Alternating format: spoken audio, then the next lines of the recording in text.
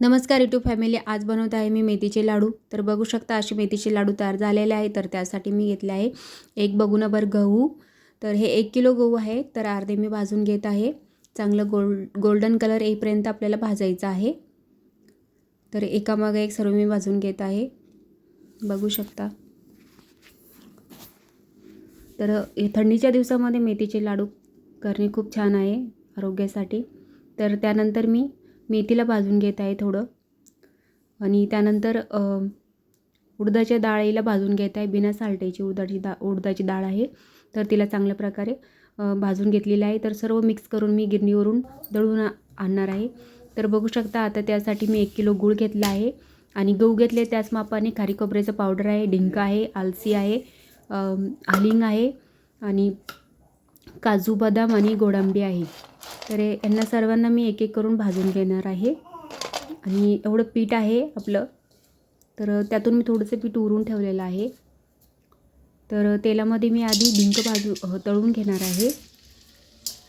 बघू शकता कमी गॅसच्या मंद आचेवरती हे डिंक तळून घेतलेलं आहे, आणि काजू बदाम पण त्या तेलामध्ये फ्राय करून घेतले आहे। नंतर खारी खोबऱ्याचं पावडर कुठेही त्यामध्ये मी तेलामध्ये फ्राय करून घेतलेलं आहे, बघू शकता अशा प्रकारे।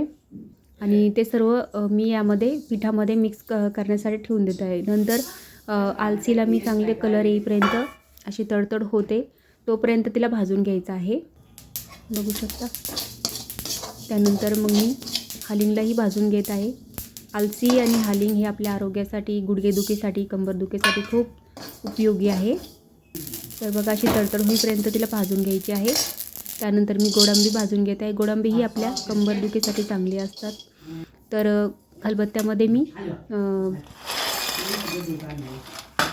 डिंकाला मी ठेचून घेत आहे, थोडंसं बारीक करून घेत आहे त्याला, बघू शकता अशा प्रकारे मी बारीक करून ते पिठामध्ये टाकून देते। नंतर काजू बदाम आणि गोडांबी यांचा कूट करून घेत आहे।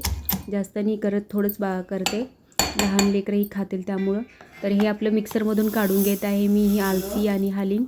ही आलसी चावता येत नाही लेकरांना, तर त्याच्यामुळे त्यांना मी बारीक पावडर करून घेत आहे। आणि ते बारीक पावडर मी सर्व ह्या पिठामध्ये मी मिक्स करून घेत आहे, जे सर्व पिठाला ते एकजीव होऊन जायला पाहिजे, की कुठेही कमी जास्त नको लागायला। तर आता आपण कढईमध्ये 1 लिटर तेल टाकलं आहे, आणि 1 किलो गूळ आहे हा। तर हा गूळ असा चांगला वरती फेस येईपर्यंत असा त्याला पाक त्याचा करून घ्यायचा आहे। आणि बघू शकता तो तयार झालेला आहे, आणि हे मी पिठामध्येच खाली कटोऱ्यामध्ये टाकून देत आहे। तर कोणी कढईमध्येच पाकातच हे पीठ सर्व मिक्स करून घेतात, तर मी खालीच हे सर्व मिक्स करून घेत आहे। तर हे सर्व पाक आपल्या सर्व पिठाला लागून जायला पाहिजे, म्हणून त्याला चांगल्या प्रकारे पूर्ण हलवून घ्यायला पाहिजे। तर मी तसं करून घेत आहे, बघू शकता सर्व साईडला कुठे पीठ कोरडं ठेवायचं नाही आहे असं। तर हे सर्व मी तयार करून घेतलं आहे। तर आता याचे लाडू वळून घेत आहे मी, बघू शकता। थंड झालं तर ते होत नाही लवकर, गरम गरमच बांधावं लागतं।